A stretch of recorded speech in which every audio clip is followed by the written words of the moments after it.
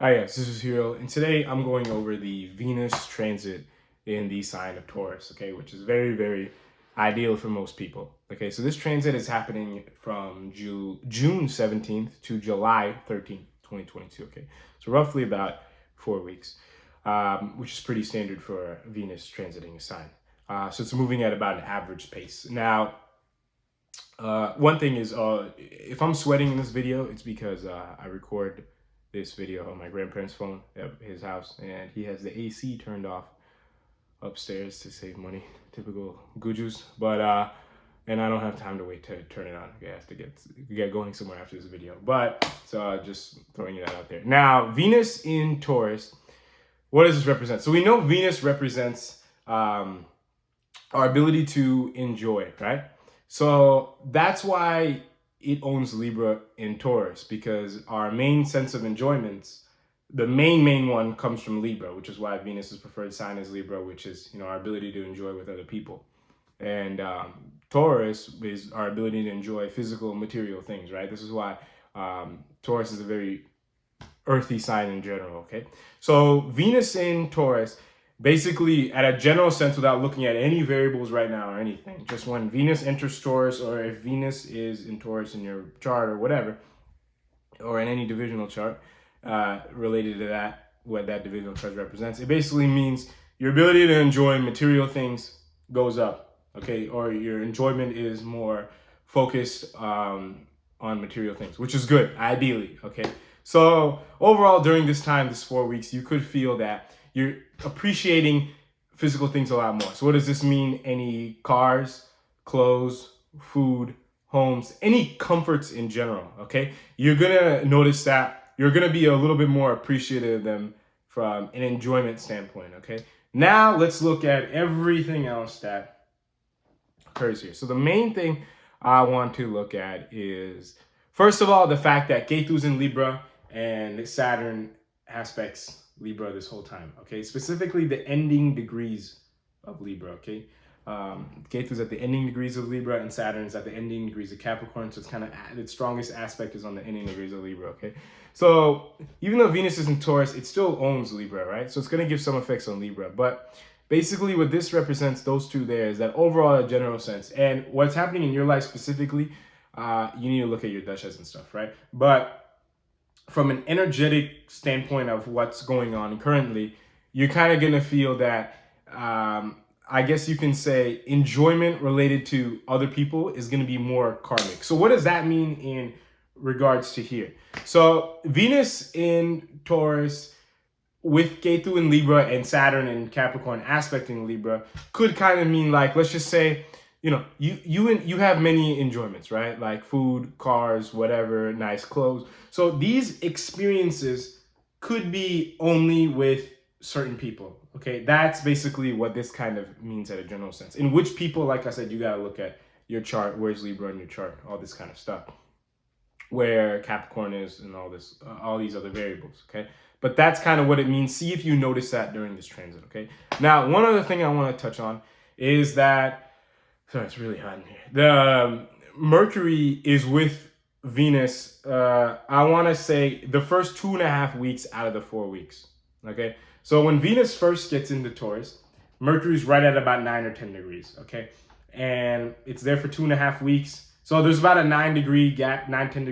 And at the end of it, when Venus finally leaves, I believe there's about a 12 to 15 degree gap. Okay, so the degree difference kind of increases a little bit because Mercury at this point in time is moving a little bit faster than Venus. And this is a little bit important, and you'll sense the effects of Mercury kind of shifting, kind of very, very, very gradually lessening, but it's so subtle. So if you notice this, that would be a huge plus for your awareness if you're able to notice this. Okay, but what does this mean? So I mentioned in my Mercury retrograde video where Mercury goes retrograde in Taurus.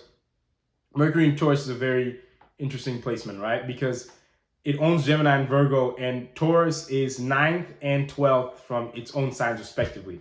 But 9th and 12th are opposite of the signs that Mercury owns, which is 3 and 6. So Mercury here, it can really either go either way. It can go more towards super anxiety, right? Because the rational intelligence is focus on everything it needs, and or it can be a little bit smart about about what's necessary, right? So that's just one thing I want to point out. But this is a Venus video, right? I already covered the Mercury in the Mercury video. So Mercury, when it's here, like I said, Mercury, it's able to enjoy the Taurus things, but it's still kind of going to get rubbed off by Mercury, right? So what does this mean? It basically means that your rational intelligence is kind of influencing your ability to enjoy, or it's kind of questioning the things you enjoy. Okay, so when this happens, you basically want to accept this questioning, right? And what do I mean by this? This might be a little bit complicated to explain, but I'll try. So if you are, and this is where you got to look at the entire whole picture, right? So I just said Ketu's in Libra and Saturn's aspect in Libra. So if you are having a great time with, let's just say,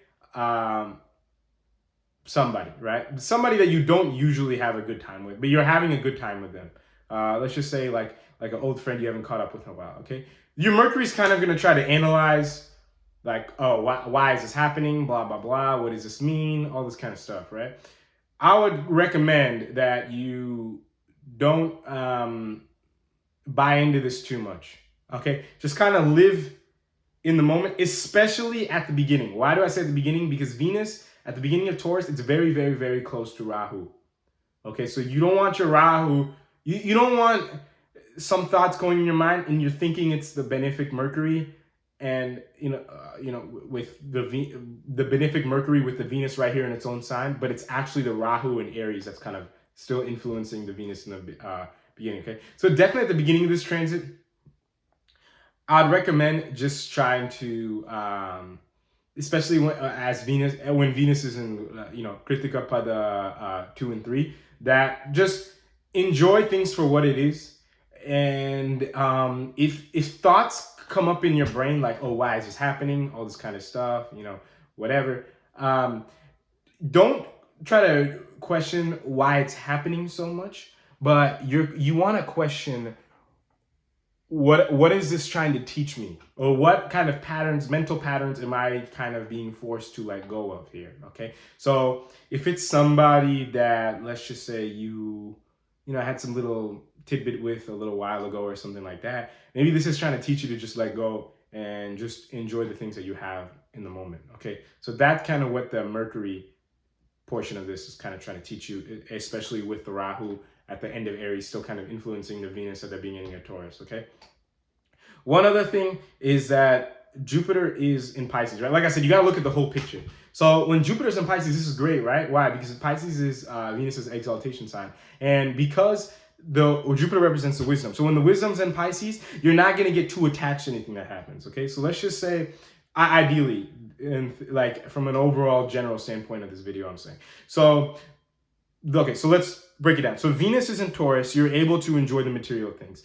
Ketu's in Libra and Saturn's aspecting Libra in Capricorn. So things with other people are going to be the experiences that you enjoy, it's only going to be with certain people, okay, which is fine. Your Mercury's kind of a little bit ahead of Venus, and your Rahu's a little bit behind, okay? So you don't want to get caught up in questioning why this is happening, or what could this mean, how things are going to play out with this person, all this kind of stuff. Just see what it's trying to teach you. Okay, just see what kind of mental patterns is that you're forced to kind of break down in your head. Okay, like what kind of anxieties you're being forced to go through, what kind of identifications you're being forced to detach from, this kind of stuff. Okay, and now one key planet that I missed is Mars. Right? Why is this key? Because about 9 to 10 days after Venus moves into Taurus, Mars moves into Aries. Right? One, it adds to the overall picture because Mars gets strong.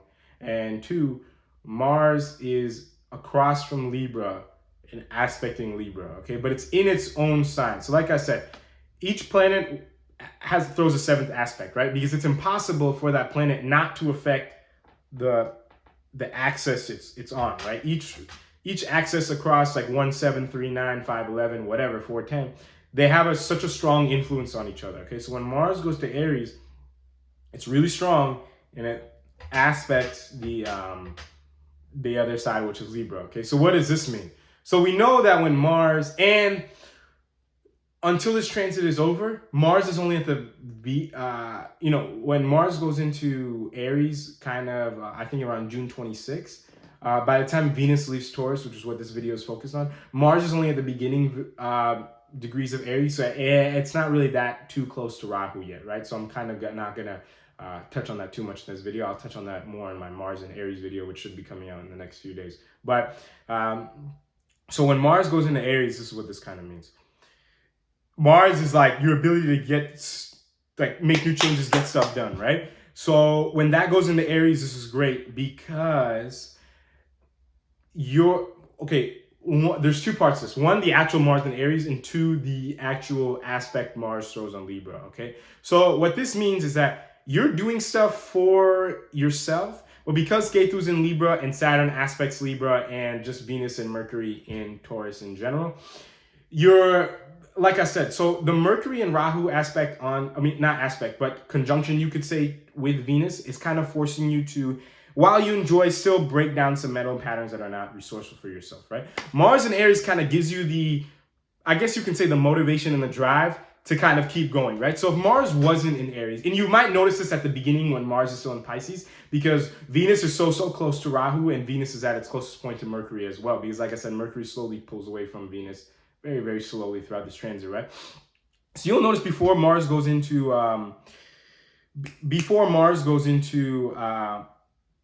Aries, when it's still in Pisces, you'll notice that